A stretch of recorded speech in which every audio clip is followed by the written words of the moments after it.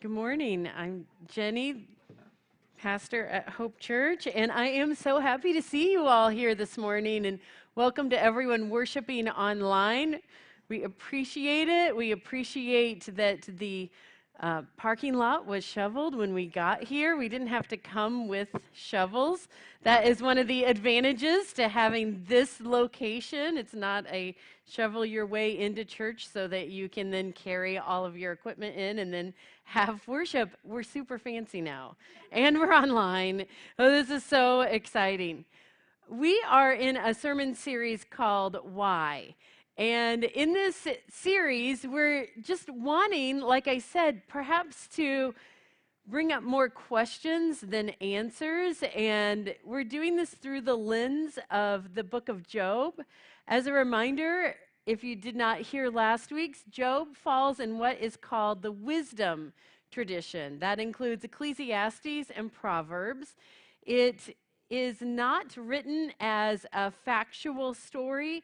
It was intended to be just what it says, wisdom, kind of the way today it would probably follow under the category of philosophy if it were in a college course. And we know more about these pieces of literature in our scriptures from the wisdom tradition. Even in the past couple of years, additional scrolls have been found that give us more information about translation. In fact, I found out that Kara is taking a course on Job. It doesn't start till February, though, does it? She has one of the preeminent scholars on Job teaching that class. So this might come up again after she takes that class and gets to get more deeply into this. If you have read the book of Job, it is 42 chapters. Chapters 1 and 2 and chapter 42 are what are called the fable. Those three chapters would have been shared as a story and would have been passed down from generation to generation. Just if you look at only those three chapters, you've got this guy who was awesome. He had a family and a job. It was all great, and he worshiped God. And then the tempter says, hey, do you think that your boy Job would still worship you if bad things happened to him? So the most horrible things possible happen to Job. Job still worships God. You skip from chapter 2 to chapter 42. Everything's made right, and boom, it's a nice little fairy tale. That's not the way the wisdom literature works, though. The people who were trying to think through deeply the questions of life, not unlike what we do, added chapters 3 through 41. And if you look in Scripture, you'll see that it's written in a poetic form. The other three chapters are written in prose. The rest of those chapters are written in a poem, and we don't catch all of the puns. We don't get where there's rhyming. There's stuff that we don't catch because it was written in Hebrew, but that's okay. We have done the best we can do with the English translation. And what happens in the midst of that poem is that four friends come to Job and try to explain to him why everything is happening. Those four friends are not necessarily helpful. It happens in kind of three sections, and they'll say a reason why, and then it goes back to Job, and it goes back to the person. What makes it really cool, especially if you love theology or philosophy to read, is that you see the arguments being formed. And kind of when one argument doesn't work, they'll shift to the next argument. So if you're someone that really kind of geekily loves that kind of debate, it's fun to read that poem. I discovered that a similar story has been found in Sumerian literature dating back to approximately 2000 BCE, before Common Era, and another in ancient Egyptian folktale. Rabbi Kushner, who wrote the book back in 1981, When Bad Things Happen to Good People, said this: clearly, Jews were not the only people who suffered, and then asked why. This is a common question, isn't it? What Kushner says is human beings are meaning makers. We want to figure it out. When things happen or don't happen, we want to know why. It's who we are naturally, it's the way we're naturally wired. Human beings are meaning makers. What we have done, though, with suffering, and it's not unlike what the people thousands of years ago in this story did, we've tried to attach goodness of character with blessing. And when we do that, we accidentally tie together what we believe about God, what we believe about our Christian faith, and what we specifically in the 21st century, living in this context, do is we tie together our Christian faith and the American dream. We believe, even if we wouldn't say we believe this, what we end up believing is that if you are healthy and or if you are wealthy, it is because you deserve it and because you are more blessed by God than others. And if you are not wealthy or if you are not healthy, there is some obvious reason why you don't deserve it. Now, if you start to question these assumptions, you don't get very far without ending up with a kind of awful God. But if you don't question the assumptions, it ends up kind of being there. And that's part of this series. We want to question the assumptions. We want to kind of bring to light what we accidentally believe.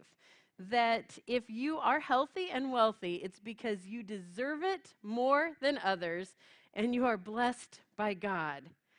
Kushner says this, it's because we're trying to understand our world in terms of cause and effect.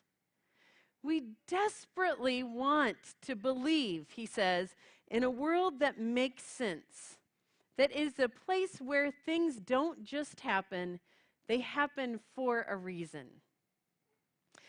And then he goes on to say, but more than wanting to be reassured that our world is orderly and predictable, which we know if we spend 2 seconds looking at anything that has happened or is happening, we know that it is not as orderly and predictable as we'd really like it to be, but that people get what they deserve. He says that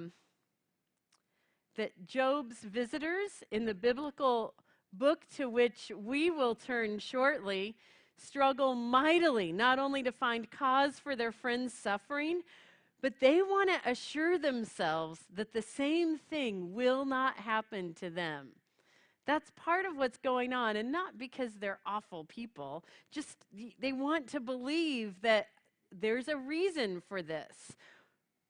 What has Job done to deserve this? That's what they're trying to figure out for all of those chapters. Surely Job has done something to deserve this. Furthermore, if I don't do anything to deserve suffering, then I can keep suffering away from myself. And that's simply not the case. Kushner further theorizes that sometimes when bad things happen to us, and we want to take on the blame for ourselves, it's for this reason. We'd rather feel guilty than powerless. Because if the reason something's happening is out of our control, if it's not because of something we did, then where is the power? We'd rather feel guilty than powerless. Well, let's take a look at Job's friends. First of all, I should acknowledge this before we see the things they say, that for 7 days and 7 nights, all they did was console and comfort Job. They were silent and they were present. That, we could probably end the sermon right there. How should we console and comfort our friends? They were silent and they were present. But on day 8, all of that changes. Now, his friend Elzaphat, I kind of like, this is funny, like, okay, all this bad stuff has happened to you. And his first question is, if one ventures a word with you, will you be offended? Imagine that picture any time something awful has happened to you, if one of your friends or your family members says, now, I think I've figured out why this is happening. Are you going to be offended if I go ahead and tell you? The answer is yes. Yes, I will be offended. But we go on. But who can keep from speaking? He's like, I gotta say something here. Again, maybe what we shouldn't do. See, he's talking to Job, you instructed many. You strengthened the weak hands. Your words have supported those who were stumbling. You have made firm the feeble knees. But now it's come to you, and you're impatient. He called Job impatient. Let's be clear. Job's children died. His farm was destroyed, and he is now ill. But so ill that he's in constant pain, not so ill that he is going to die. And his friends say to him that he's impatient. I feel like that is, I think back to the civil rights movement, and when the Martin Luther King Jr. and others across the entire nation were saying it is time for racism to end, and the white church, predominantly progressive white mainliners, which we fit into that category, what many of you weren't even alive when this happened, but here's what happened. If you could just be patient, if you could just hold on a little bit longer, and you know what? That's happened with LGBTQ inclusion as well. If you could just be patient, in 10 years, this won't be an issue. In 20 years, be excluded for another 20 years and it'll work out. Congregations like ours, certainly there's probably a million other things we could be doing and be doing better to speed up this process, but that's not unlike his friend saying, now it's come to you and you're impatient. Sorry, it touches you and you're dismayed. Okay. Remember back in verse 2 when he said, are you going to be offended? Yes, I am. Is not your fear of God your confidence? Ooh, brought it back to faith right away. And the integrity of your ways, your hope? Don't you fear God and don't you have integrity in how you live? Think now who that was innocent who ever perished. You're guilty. Says that right away. Or were the upright cut off? As I have seen those who plow inequity and sow trouble reap the same. You reap what you sow. Anyone ever heard that phrase said? But by the breath of God they perish, and by the blast of God's anger they are consumed. The roar of the lion, the fierce lion, the teeth of the young lions are broken. The strong lion perishes for lack of prey, and the whelps of the lioness are scattered. I guess in Hebrew, there are 5 different words to describe lion right there. It's like every kind of beast coming at you, and 5 different words are used. Now, a word came stealing to me, and my precious ear received the whisper of it. Amid thoughts from the vision of the night, God has told me, in other words. When deep sleep falls on mortals, dread came upon me and trembling, which made all my bones shake. A spirit glided past my face. The hair of my flesh bristled. It stood still, but I could not discern its appearance. A form was before my eyes. There was silence, and I heard a voice. Could mortals be righteous before God? Could human beings be pure before the Maker? Even in his servants he puts no trust, and his angels he charges with error.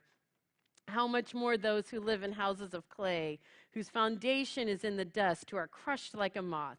Between morning and evening they are destroyed. They perish forever without regarding it. Their tent cord is plucked up within them, and they die devoid of wisdom. Don't be like Job's friends. How awful. This is happening because you are not a good person. This is happening because you do not have faith in God. Your patience is gone, and that's ridiculous.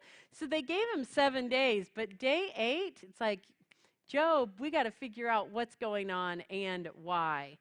I have heard it said from folks who have gone through really terrible times. I received better support from my friends who didn't go to church than I did from my friends who did go to church.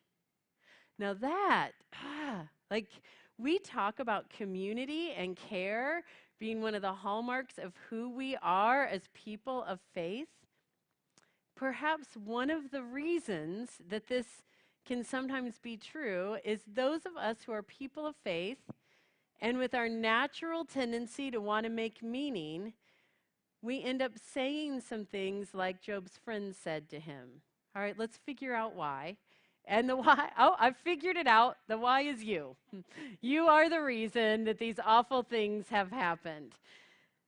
I know that we want to be better. And this is why we were doing the second week. Last week was more theoretical, looking at the question of why. This week, we want to actually get practical. If we're not going to point at our friends and tell them that the reason calamity has befallen them is because they are awful, faithless heathens, I do not recommend saying that, then what do we say? And I've had more than one person say, every time I go to a funeral, I want to say the right thing. I legitimately don't know what to say. All right, let's talk about that just a little bit. I'm sorry. That is one thing that can be said. If you're at a funeral and you see a friend who's grieving, I'm sorry. We have been on the other side. Everyone has experienced a loved one's death, and we know that people don't know what to say. Simply being present and saying, I'm sorry, is enough. And then if you have the honor of being close to someone and you are with them in the days after, and in the midst of anger or bargaining or guilt or whatever is being said following in the midst of grief following a death, to simply be like Job's friends at the beginning, silent, present, nodding, I hear you. Words like, that stinks, that sucks. Those are all appropriate things that say, I'm here with you. Things like, I'll come over and listen and I'll cater. I will bring food for you. Things like that really do make a difference. We want to be better. We just don't know what to say. Recently, I was told by someone that they went to a funeral for a woman's husband. This husband had been really suffering for about 3 years. But and she, as his wife, had cared for him in those 3 years. She really did love him. Previous to that, and for most of their marriage, they'd been married 4 decades, he's a pretty controlling guy. He controlled every penny that came in and every penny that went out, what they watched on TV, how their furniture was arranged. He controlled everything. And to the friend who was at this funeral who knew the wife better, when she leaned in for the hug to say, I'm sorry, the widow leaned back and said, don't tell anyone, but I'm actually celebrating. That's okay too. That is okay too. We don't need our people. If people aren't sad at a certain point, that's okay. And you know what? This person who got to support the widow, who was actually celebrating both because their spouse is no longer in pain each day, that was part of it. And part of it was she sold the van she had to drive, bought a new car, bought a new wardrobe, got rid of the furniture, got rid of his clothes, and had the house arranged exactly how she wanted to, it was a sense of relief for her. There was some lightness to her life that she had never experienced. That's okay also. We don't have to try to impose on folks, you should be really sad right now. Sometimes there's not sadness. It is hard to know what to say. Jackie Gunderson, who heard last week I said this is what we're going to talk about this week. Jackie's part of our church. She sent me this link to a line of cards that can help us out. If you're someone who doesn't know what to say, I never heard of this line of cards before. Apparently, this woman, Emily Tomlinson, I think. McDowell? Okay. In case you'd like infertility to be even more devastating, there's good news. The general public is also on hand to judge your every choice. But then, I'm so sorry, and I'll go through this with you. Or, OMG, you're done. Anyone who maybe finished a job that they needed to be on the other side of and you just want to celebrate that, OMG, you are done. Congratulations. If this is God's plan, God is a terrible planner. No offense if you're reading this, God. You did a really good job with other stuff like waterfalls and pandas. I think I have one more. I know there's no normal to go back to, but I am here to help you build a new one. And I'll bring along snacks. Oh, don't you just love that? When life changes because of tragedy, there's no normal to go back to often. And if, as friends, we can just say, I'll be there with you and I'll bring snacks or beer or wine or whatever it might be, that you'll be there together with the person present.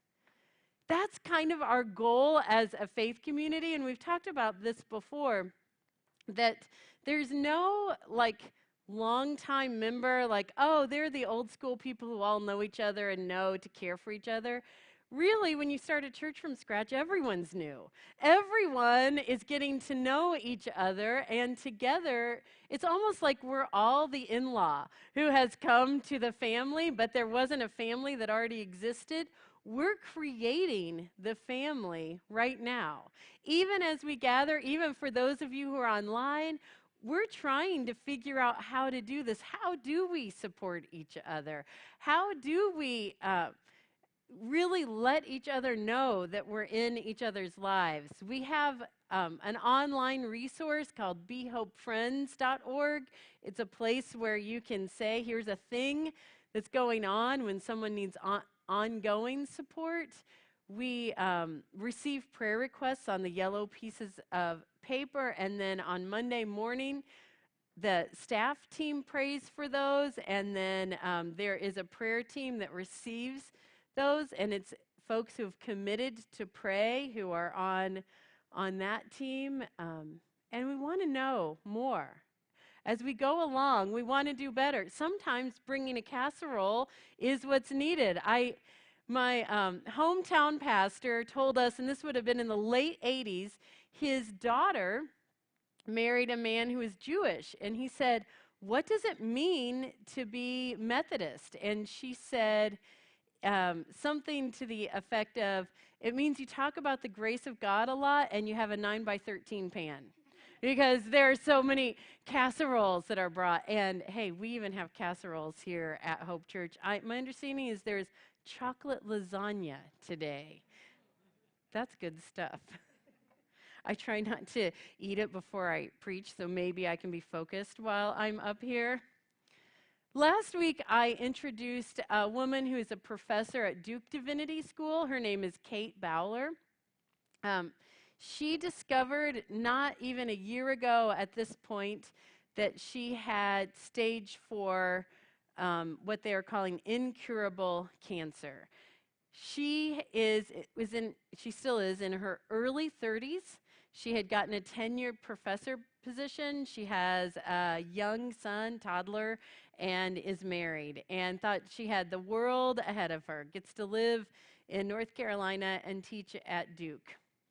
And interestingly, her PhD work had been on the prosperity gospel. That is, that if you have health and wealth, it's that you're blessed by God. And so, as soon as she got this diagnosis and started to receive treatment, she wrote another book that was published pretty quickly called Everything Happens for a Reason and Other Lies I Used to Love. And at the end of her book, she has 2 appendices.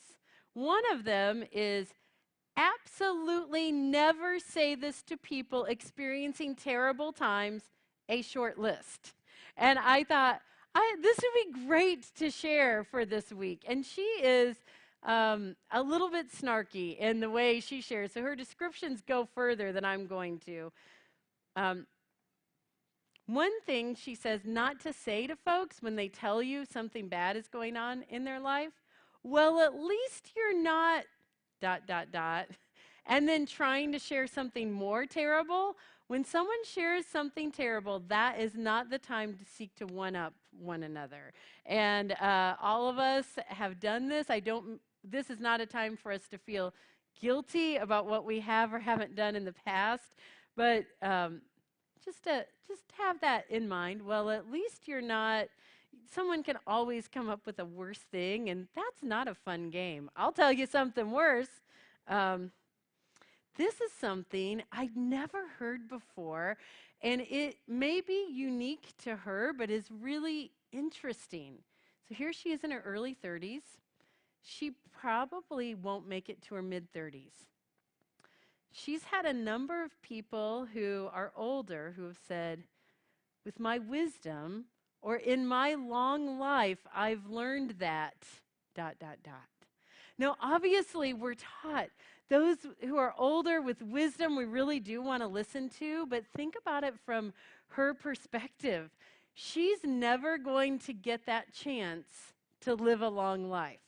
And so wisdom from someone who lived a long life, who clearly didn't experience being terminal in their early 30s, she finds very hurtful in a similar way to Job's friends talking to her.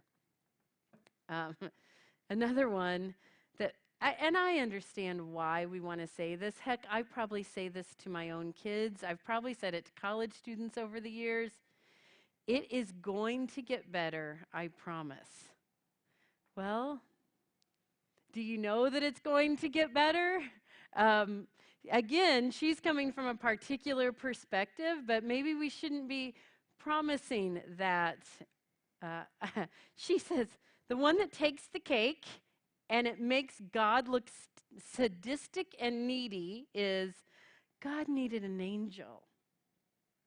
Perhaps that's helpful for some people, but remember, she's a professor in a seminary, and she says, A, do we have a God that's that needy? B, according to Christian tradition, angels are created from scratch. They're not dead people looking for a cameo in Ghost. You see how confusing it is when we just pretend that the deceased returned to help you find your car keys or to help you make pottery?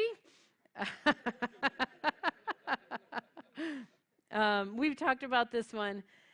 Everything happens for a reason. We that just comes tumbling out of our mouths. But the only thing worse is pretending you know the reason, like Job's friends. This is probably particularly true if someone is facing, if what's happened is about physical health and wellness. I've done some research and ...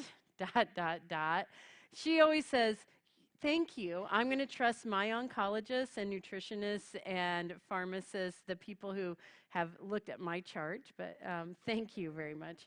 Another one, and I hadn't thought about this. I know that no one wants what they're dealing with compared to your distant relatives' similar calamity, but She said, when people say, oh no, when my aunt had cancer, and then she said for herself, if she's in between treatments and she just wants a vacation from cancer because she's actually getting to lead a normal life, what she's not looking for is to go down the road of someone else's grief about the awful thing that happened to them years ago. She's sort of like, okay, thank you.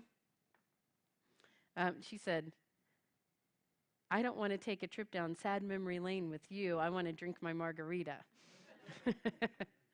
And then for her, when folks say, but how are you really? I'm dying. I mean, really? Is what's going on? She's like, the same thing. Sometimes when you say I'm fine, it's not because you're being shallow. It's because for a few moments, you want to be fine. For a few moments, you want to be present in that moment and enjoying the song that came on the radio or the sunshine that's outside or the laughter of your kid or fun with friends, because for a few moments, you want to be fine. Sometimes those of us who take more time to consider the why want to push people to that deeper place, and there are times where she just wants to stay at the shallow. Sometimes we sit and cry with our friends, and sometimes we sit and laugh with our friends, because that is exactly what's needed. Her second appendix is what you might say, and it's shorter. Like, I'd love to bring you a meal this week. Can I text when it's convenient? Or, I thought this was great. You are a beautiful person. Or, oh, my friend, that sounds so hard. And finally, just silence. It doesn't really have to be hard to support friends going through difficult times. We probably make it more difficult than it needs to be, but we don't have to show up with answers. We don't have to. In fact, it's more helpful if we don't. A friend who I see most often through Facebook now, who's an eloquent writer, indeed is an English professor, has gone through a particularly difficult season in her life. She wrote this recently. I thought about last weekend when my friends unexpectedly treated me to dinner, and my friend Erin said when I thanked her, "My pleasure." And oh, her sweet face. You know that little blue pilot light, and my heart was lit, relit. Sometimes it just needs to be relit. Over this past year, I have experienced so much unexpected kindness. And I have found such unanticipated joy and concentrated delight in moments. They don't wash away the suffering or the struggle or the loneliness or the fear, but oh, how those moments bolster us and how they remind me to reach out, out, out, and to open up to it all rather than hurricane shudder this heart. Will you pray with me? God, may we be the kind of people who create beautiful moments with our friends and loved ones who are experiencing pain or trauma or struggle. May we be the kind of people who are able to be present. Give us the wisdom and the discipline, the fortitude that it takes to just keep our mouths shut and to be present, to laugh, to reignite that light in somebody else's life. God, may we be, if it's even a moment of hope or lightness, may we be the people who are present in the days of struggle and pain. God, we lift before you now all those who in our lives who we worry about, who we know are going through a hard time. We offer to you their names in prayer now.